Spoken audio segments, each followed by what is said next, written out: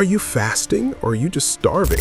There is a difference, and that difference is the deciding factor between a wasted week of hunger and a supernatural encounter that alters your destiny. There are 7 specific dimensions of fasting, 7 distinct realms you must pass through to reach the throne room of God. Most Christians never make it past level 3. They stop when the headache starts, or they quit when the boredom sets in, and they miss the open heaven waiting at level 1. By the time we reveal dimension number 1, you will understand exactly why your prayers haven't been answered yet and how to finally change that today. This is not just about skipping meals. This is spiritual ascension. We are counting down from the surface level deep into the Holy of Holies. Dimension number 7 is the dimension of physical resistance. This is the outer court. This is the realm of the flesh. When you begin a biblical fast, the first thing you encounter is not God. It is your own body fighting for the throne. This is where 90% of believers quit. Your body screams. The caffeine headaches kick in. The hunger pangs feel like fire, and you feel weak. The enemy will whisper right here, "You are hurting yourself. Just start tomorrow." But listen closely. This resistance is a sign of spiritual detoxification. Your flesh has dictated your life for too long. Dimension 7 is a violent overthrow of the carnal nature. Scripture says the flesh wars against the spirit. When you feel that physical agony, you are not dying. You are waking up. You are declaring that man shall not live by bread alone. Push past the first 48 hours and you earn the right to enter the next realm. Dimension number 6 is the dimension of mental clarity. Once the physical noise quiets down, usually around day 3, the fog lifts. But the enemy shifts his strategy from your stomach to your mind. This is the battlefield. In Dimension 6, you stop obsessing over food, but suddenly you are bombarded with memories, doubts, and mental distractions. You remember sins from 10 years ago. You feel sudden anxiety about finances. The devil knows that if your mind becomes clear, you will focus on the Word of God like a laser. He is trying to jam the frequency. But if you stand firm here, a supernatural sharpness takes over. You start to understand scriptures that used to confuse you. The Logos becomes Rhema. You are no longer reading the Bible is reading you. You must invite the Holy Spirit to wash your thoughts here. As we descend deeper, we hit dimension number 5, the dimension of emotional exposure. This is the level most people are afraid of. When you remove food, you remove your greatest comfort mechanism, and you expose the raw state of your soul. We use food to numb pain, loneliness, and frustration. When the food is gone, those emotions have nowhere to hide. You might find yourself irritable, angry, or crying for no reason.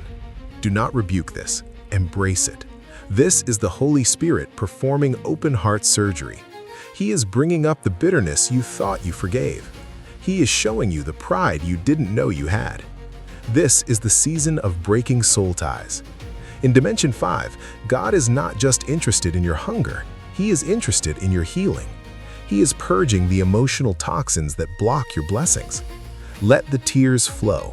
They are watering the seeds of your breakthrough. Now, we enter the holy place. Dimension number 4 is the dimension of willful surrender. This is your Garden of Gethsemane moment. Before Jesus went to the cross, he fasted from his own will. He said, "Not my will, but yours be done." Dimension 4 is where you stop giving God your shopping list of requests and you start giving him your yes. This is the pivot point of the entire fast. Up until now, you may have been fasting to get a car, a spouse, or a job. But at Dimension 4, the Holy Spirit changes your prayer language. You stop asking for things and start asking for Him. You lay down your agenda. This is the death of your ambition and the birth of your assignment. When the heavens see this level of surrender, angels are dispatched. You are no longer a beggar. You are a bondservant. We are getting closer to the source. Dimension number 3 is the dimension of spiritual sensitivity. The veil becomes thin. At this level, your spiritual ears pop open. You begin to have vivid dreams.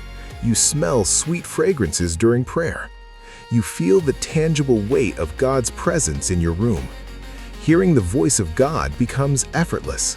You don't have to strain. He is speaking in high definition. This is the dimension where God downloads strategies for your business, wisdom for your family, and warnings about the future. You are operating in the discernment of spirits. You can walk into a room and know exactly what spirit is operating there. If you are confused about a major life decision, you must press into Dimension 3. The noise of the world is silenced, and the frequency of heaven is the only thing you hear. Dimension number 2 is the dimension of power and authority. This is the realm where demons tremble. Jesus said, "This kind goes not out but by prayer and fasting." There are stubborn strongholds in your bloodline, addictions, poverty, sicknesses that have plagued your family for generations that will not break with a simple prayer. They require the nuclear energy of Dimension 2. At this level, your words carry weight in the spirit realm. When you speak, hell recognizes your authority. You are not just fasting for clarity anymore, you are fasting for dominion. This is where you take back what the enemy stole. Chains fall off your children. The anointing becomes heavy. This is the Elijah level of confrontation. You are charged with Holy Ghost electricity. If you are facing a situation that looks impossible, it is because you haven't engaged Dimension 2 yet. And finally, we reach the ultimate destination, the reason we press through the pain. Dimension number 1, the dimension of glory and transfiguration. This is what happened to Moses on Mount Sinai. He fasted for 40 days, and he entered a realm where he didn't just hear God, he absorbed God. When Moses came down, his face shone so bright that the people could not look at him. He was transfigured.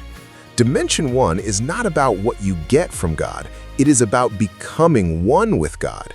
It is the realm of habitation. In this dimension, you don't chase miracles, miracles chase you. You become a portal of heaven on earth. Your very shadow can heal the sick because you are saturated with the glory of God. This is the secret place of the Most High. This is where your DNA is rewritten. This is where your destiny is sealed. Very few pay the price to walk in Dimension 1, but those who do shake nations. But there is a secret that keeps most people from keeping what they receive in Dimension 1. This is the key you must grasp if you want this fast to last forever. It is called the principle of the mantle. When you finish your fast, do not rush back to the table of the world. The transition out of the fast is just as spiritual as the fast itself. If you fill your belly with junk food and your mind with secular filth the moment the clock strikes the end, you leak out the glory you just gathered. You must maintain a lifestyle fast. Keep the portal open. The enemy waits at the exit door of your fast to steal the seed before it takes root. Guard your gates. If you want to lock in the power of Dimension 1, you must declare that while your stomach may eat, your spirit will never feed on the table of demons again. If you are ready to move from starvation to supernatural power and you want to lock in this covenant with God right now, there is a specific prayer of activation you need to pray. Click the button on the screen to join us in the next video where we pray the prayer of sealing.